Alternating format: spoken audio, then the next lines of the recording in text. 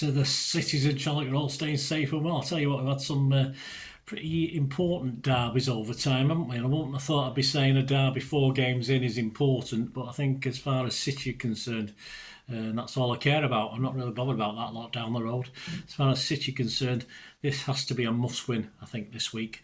We're talking, of course, City versus United, match day 4. Season 2025-26, 4:30pm kickoff for Sunday, so plenty of time for people to get tanked up for this one. So I think the police might be a little bit busy, no surprise if they're not. So today we're going to check out United's start to the season, any significant ins and outs to the squad. They've got rid of Calamity James in goal, haven't they? There, Calamity James, anyway, Onana. But we're just going to have a look at a possible Pep's 11, although with all the players injured at the moment, I'll do my best, guys, but please forgive me if I don't get too near to the 11 with this one, because there's lots and lots of question marks. United have 1 or 2, but not as bad as us. And we'll check out the bookies as well. Of course, as far as the Premier League is concerned, City getting longer and longer in the odds. No surprise, but it's only 3 games in. And of course, we'll look at Andy Morrison's predictions for this and my predictions as well in this little preview of the derby, the Manchester derby. Please, guys, if you like the channel, enjoy the content, please press that like button, subscribe if you can do so, if you've not already done so. And yeah, there's something called hype now, isn't there? You have a hype button on YouTube. It's all about algorithms, this, guys, getting me out there, getting me noticed, and any help you can give me for doing that with this hype button. You can give points to me, that'd be wonderful. I don't know, you have to give them all to one person. I'm sure you can give them to different channels as well, so don't forget the other channels. But yeah, any help you can give us, guys, and even pressing that like button helps the algorithms and everything, helps the channel, as we've just hit 40,000 subscribers now. So my love to you all out there, all you blues. A little bit more later on, and how you can get hold of me on the channel, guys, and the other ways to support the channel as well with sponsorships, etc. More later. Let's get on with this. Let's get on with this review. I'm recording this on the morning of the 9th of September, so all injuries and possibilities are correct at the time of this, so please, anything might have occurred since this. I don't think we would have brought anyone else now. We're shut, aren't we, the window, so we can't bring anybody else in, but of course 1 or 2 players might be leaving, but certainly no players that will be involved in this Manchester derby. The game's going to be shown on Sky Sports Main Event and Sky Sports Premier League on there. Or if you're going down and you see me, give us a shout. I'll be there, guys. Come up and say hello. It'd be great to see you. I'll try and get into Mary D's, although I believe they're opening a new thing at the Co-op, aren't they? So space for 2,000 people where the beer's the same price as in the ground. So I might have a check out in there, see what's going on. But I'll let you know more about that if I go to it, if I do it, because it's as I get off the tram, it's assumedly there, so it might be a bit easier than roaming around to Mary D's. But anyway, I'll be around. Come and say hello, guys. The Matchday live show for City will begin at 3:15pm. Sean Wright-Phillips and Paul Dickoff are the special guests, alongside presenter Cel Spellman. You can also listen to live audio commentary if you're not getting to the game from Alistair Mann and Andy Morrison. Yes, more of Andy later on. Pep Guardiola will be facing the media for his pre-match conference on 1:30, around about that. He's usually a little bit late on Friday the 12th of September. Thank God it's not Friday the 13th. Right, let's check out Amorim and his boys, eh? Major ins and outs. Well, of course, Sesko. I thought it was a character on Star Trek, was it Voyager or... No, Deep Space Nine, wasn't it? Benjamin Sisko. Yes, but Benjamin Sesko probably plays as well as Benjamin Sisko does. 76 million. Non-Star Trek fans will be thinking, what the bloody hell are you on about, Bernard? Anyway, 76 million? Yeah, he's a Leipzig centre-forward, of course. RB Leipzig centre-forward. So I think he's doing okay so far. Brian with his head on upside down, and Boomo, of course. You got your head on upside down. Can we sing that? Are we allowed to sing that? I think so. There's nothing wrong with that. 75 million from Brentford.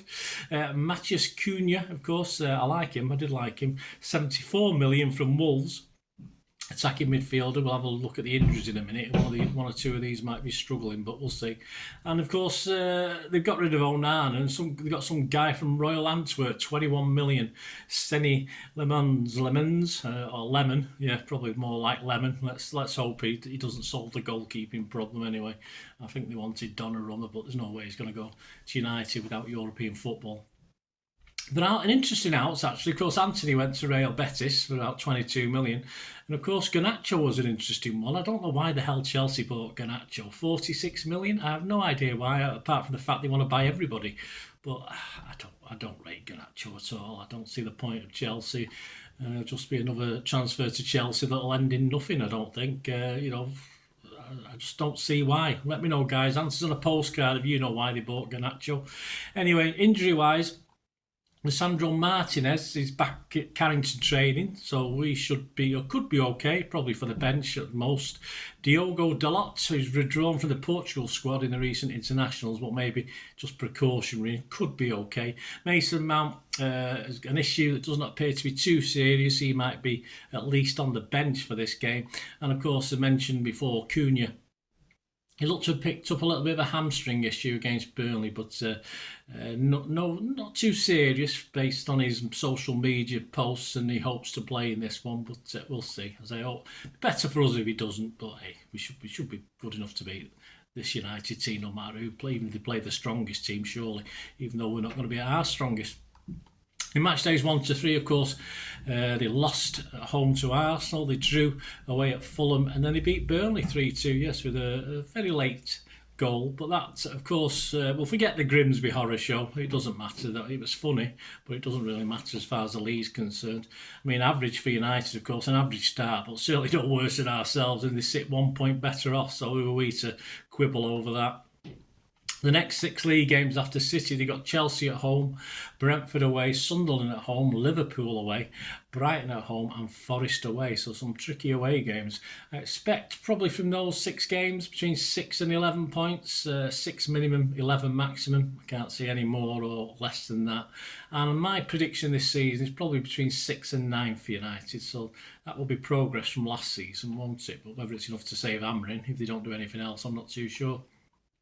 I do expect United's recent results, including a win against Burnley and a draw with Fulham, suggest they're capable of causing problems. Of course they are on the counter-attack, we know that, especially with players like Fernandes and Boomer in any sort of form at all. And as we know, this isn't our strength, so when defending. And I think with United have shown enough already that they can take advantage of any defensive lapses, even with that change of personnel up top. The Grimsby debacle will feel a while ago now. They've got over that. They've had a win since, so they'll be all right. And of course, their hopes are also boosted by, despite being the worst team on paper in most seasons or since 2012-13, they've always proved they can enjoy getting result at the Etihad. So against much stronger teams than City have, although probably much stronger teams United have at the moment. But we know they've got a great record. So, stats sadly do point their way. But that brings us on to what we're going to do, doesn't it? The squad versus Brighton. Trafford, Nunes, Stones, Kusanov, Nori, Rodri, Bernardo, Bob, Reinders, Marmoush and Haaland. Subs, Edison, Lewis, Akanji, Diaz, Aki, Gonzalez, Gundo, O'Reilly and Doku. Well, Gundo's gone. So that's him out of the equation. We've got a few sick notes, so that's a problem, isn't it, guys? Up to 10 players with injuries or not fit. Well, with no real specifics on some of them. We've got Stones, of course, surprise, who came home from England duty very early. Kusanov got a knock last time out. Big question mark over Foden, Lewis, Gvardiol, O'Reilly and Savio. Happy days with him, though. He's apparently back in training, but I don't think he'll start this one. I think he'll be on the bench at best. The guys who played against Brighton who perhaps deserve another crack. The interesting one has to be Trafford, of course.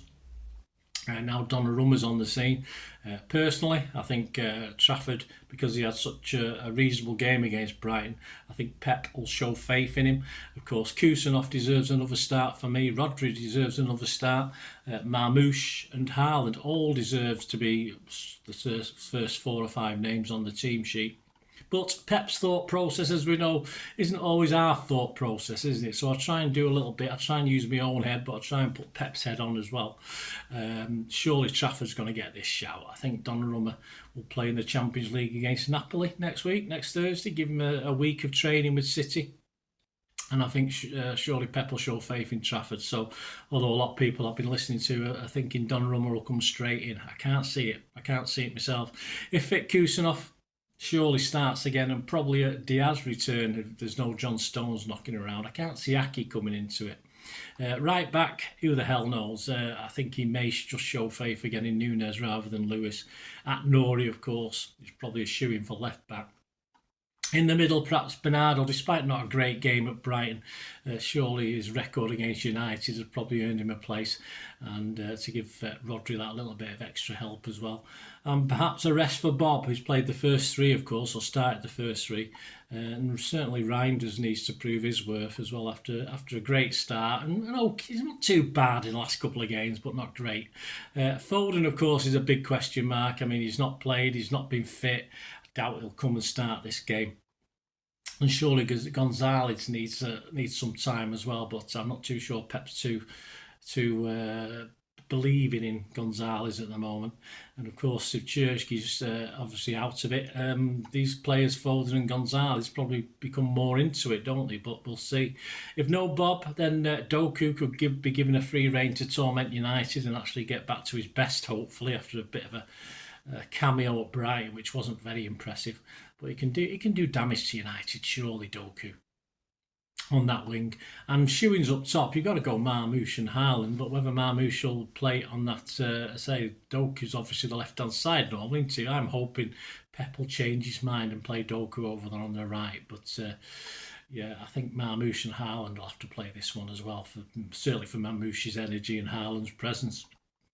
Probably not considered of the guys who seemingly are fit. I think O'Reilly will get a rest. I don't think O'Reilly will get a start. And Aki as well, won't surprise me if Aki plays, but I think at the moment he's sort of just a squad player, which is a shame. I love Aki, I think he's a great player. But if he comes in, I'm sure he'll do a job. Interesting look at last season. Yeah, we played him back in November, of course, 2024. This was the 11 that started that game. Ederson, Walker, Diaz, Gvardiol, Gundo, Bernardo, Doku, KDB, Foden, Núñez and Haaland. So 7 of them still with us. And I think at least 6 of those will feature at some stage in the game. But given the high turnover of players, that's, 4 or 5 changes, I think at least to last season, probably 5 or 6. So this is my Pep 11, allowing for those little things I've just mentioned there. Let us know yours, guys. Let us know if you agree, disagree. As I say, if I get 6 or 7 of this right, I'll be quite happy. As I said, there's a lot of injuries or potential injuries that we don't know about. So I'm going to say Trafford. I'm going to say a back four. Faith in Núñez, Kusanov, Diaz and Nori. Around that middle, moving around apart from Rodri, of course. Rodri hopefully is fit. There's a lot of rumours about Rodri at the moment, and can't be, a lot of mind games being played by the media and stuff like this, but hopefully Rodri is professional and good enough to get over this, and he will start this. Hopefully we'll be able to take him off because we're winning comfortably, but we live in hope, don't we? And round Rodri, Reinders and Bernardo. I think Reinders' pace again and work rate, you'd like to get a bit forward, but of course Bernardo to give Rodri that sort of cover as well. And of course any of those back four can also help Rodri out as well. Up top, that leaves us an interesting one. Yeah, I'm going to go Doku, Marmoush and Haaland. Perhaps with Doku. I love Doku to start on the right for a change. I mean, you can swap over to the left, but just start on the right, see how it goes, and then move over to the left if it's not going so well. And of course, leave Marmoush to play the opposite. But of course, if Marmoush plays on the left, of course, you can stick Bernardo on the right and have Marmoush playing alongside Haaland or just off Haaland in the middle. That's what I like to see. And so you can have Doku hugging the left then if Marmoush is playing off Haaland and Bernardo's playing down the right. So we'll see what Pep does. We've got to do something. We've got to win this. As I said, I don't think it's in my time. I mean, we've had loads of big derby games. This is just so important. I just think we need to make sure we win it. We're not going to get anything at Arsenal. I don't believe we will. If we get a draw at Arsenal, I'll be thoroughly delighted. But I think we're going to suffer again at Arsenal as we did last season. Anyway, let's get this one out of the way. Let's get 3 points out of this one, and it won't look so bad, will it? If we don't get 3 points out of this one, it will look very poor indeed. Let us know your thoughts, guys, anyway, on that lineup and your own lineups. Predictions, yeah, Andy Morrison. He said about this, I know if the best version of City turn up, we win the game comfortably, and that applies to whoever we play. But we've started a little bit hit and miss. Well, more miss than hit, Andy. But we're at work in progress. I think we'll concede because they have some dangerous forwards, and their counter-attacking style means this is a perfect game for them. I don't see us losing back-to-back opening home games and believe we will negate their threat. Well, let's hope so, Andy. His prediction for this one is City 3, United 1, a fairly bog-standard scoreline. Yeah, you can get 11-1 on that generally. You can get 12-1 at Bet365. I mean, as I said, we've really got to win this. I am putting us down for a win. I would probably go 3-1. I certainly don't think we're going to score 4. I think we will let a goal in. So I'm just going to go 2-1, just to be different to Andy, although I probably would have gone to 3-1 if Andy hadn't gone for that. But I'll go for 2-1. I sometimes agree with Andy, but I hope him will be more comfortable than that. But I'll go for 2-1, which can get 7-1, 8-1 with Bet365. We'll go with that. Let us know your predictions, guys. All odds, please. Gamble responsibly. And when the fun stops, stop. Other popular scorelines, the most popular is 1-1, a 1-1 draw. 7-1, 15-2 with 365. A 1-0 City win is 8-1. You get 10-1 at 365. A 2-0 City one is 8-1 again. You can also get 10-1 at 365. And the first time you can get United win, you get 2-1 on United to win. You United fans, if any of you are watching this, 14-1 or 16-1 with Bet365. So that's the scorelines. Let's have a look at some of the other odds. The Premier League odds, of course, are tumbled. Liverpool into firm favourites now, 6-5, 13-10 with Ladbrokes. Arsenal are back out now to 15-8 from 7-4. City are just plummeting down the odds. 7-1 from 9-2, so we'll be in double figures soon. Chelsea have come back in again. They were 10-1. They come back into 8-1. The opposition, of course, United, the top half finish. Well, didn't do it last season, did they? I'm predicting they probably will this season. You get 1-4, so not much value in that. Top 6, you get 11-10. You United fans, you think your side will get into the top 6, 11-10? A bit mean that. I think it should be a lot longer. Bottom half, though, to finish as you did last season, 10-3. So there you are. Bit of a fun bet for you. Have a bet on them to get in the bottom half. So there you go. And the match odds themselves. City are 4-6 on to win, so certainly not the longest odds on we've ever been against United. A draw is 3-1, and a United win is 18-5, so plenty of room for a bit of dutching for you United fans for a draw or United. Personally, if I was a United fan, I'd probably just go for the win. Take your chance, as a couple did last week with Brighton. I did sort of say there were high odds on Brighton to win this one, and I know at least 2 United fans who filled the pockets last week betting on Brighton to beat us. So there it is. So let us know, guys, if you're having any flutter, you're having a flutter on this one, what you think, your score predictions, what odds you've got, just let us know. It'd be great to know. Of course, vlogs coming up, the player ratings show. I doubt I'll get it out Sunday night by the time I've got home and done various things. So it'll probably be Monday for the player ratings, the 15th of September.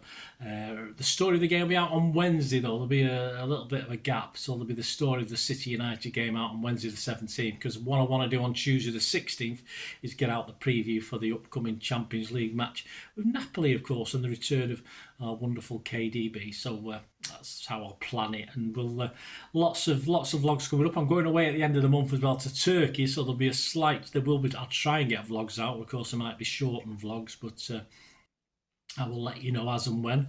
I've got my annual holidays. Hopefully it'll be nice and warm in Turkey. So I do miss Brentford away, which I probably wouldn't have got a ticket for anyway. And of course Monaco away. So I'm happy about that, because I certainly wouldn't have got a ticket or gone there. So it's turned out okay for me. I'll fly the day after we play Burnley at home. So anyway, stay tuned, guys. Still lots of stuff coming out. There's always a vlog a day on City, as you know. Sometimes there's 2 in a day if we're very, very busy. So stay giving that support, guys. It'd be wonderful. As I said, press those buttons. And of course, if you want to contact me, or you do want to help this channel in other ways, with sponsors, etc., there are ways of doing that. All I ever ask is you keep watching and listening. Thanks for that, guys. Hope you enjoyed the feature anyway, and please, if you can, give us a thumbs up, give us a like, that'd be wonderful.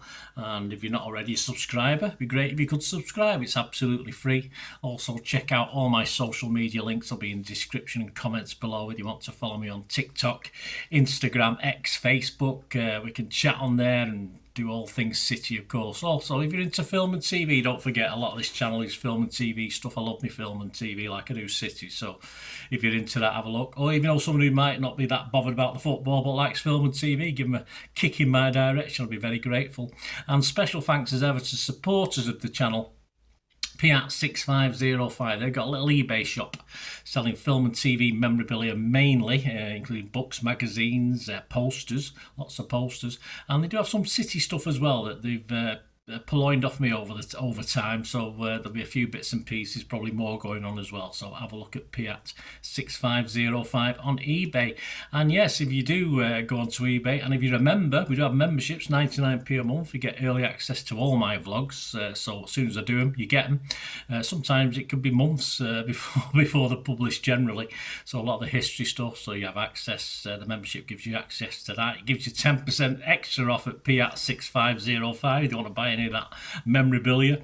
That's all that you can actually gain that from being a member. And support the channel. That's a great way of supporting the channel, of course, like watching the ads on the original thing that you've seen now, my original feature. That'd be fantastic. So yeah, also before we go, podcasts. If you like your podcasts, I do a podcast with Mike Long in South Korea. It's called Bolt from the Blue, in our 8th season.